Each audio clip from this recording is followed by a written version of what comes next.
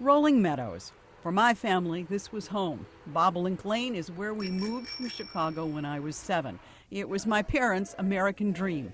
Today, a few old friends remain, but according to Roger Valdez of the Cook County Sheriff's Office, gang members now also live in and around here too. We have a large section of Latin Kings and Surenos. We are out on patrol with Valdez and Larry Rivlin, who have seen Chicago gangs encroach on neighborhoods from Palatine to Arlington Heights, Morton Grove to Schaumburg. Our Vice Lords, our GDs, our Four Corner Hustlers, Black P Stones, but they have small pockets, not enough to actually show resistance to these two large groups, the Latin Kings and the Surenos. The Surenos are an offshoot of the Mexican Mafia.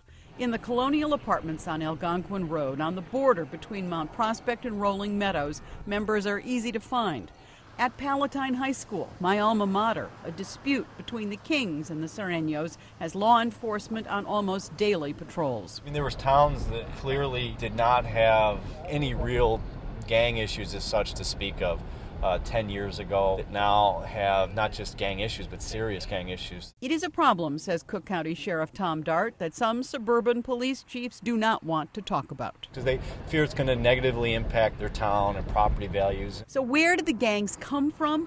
In part, says Cook County Gang Crimes Commander DERRICK, CAREY, from the CHA. In the past, we have had some incidents in some of the, I want to call it, some of the more elite suburbs financially.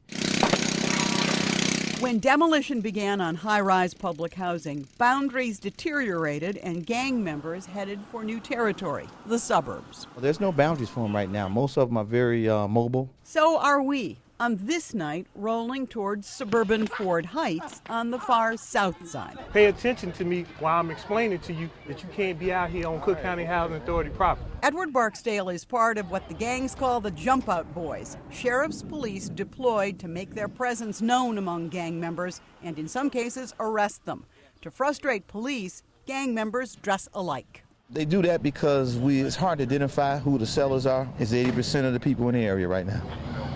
Dressed the same. It's not that gangs haven't always had some suburban base, but now, at least according to the Cook County Sheriff's Office, their numbers are expanding and changing the makeup of some towns and villages. Growing up, as children, many of us believed that we would always have a safe place to live and someone to care for us.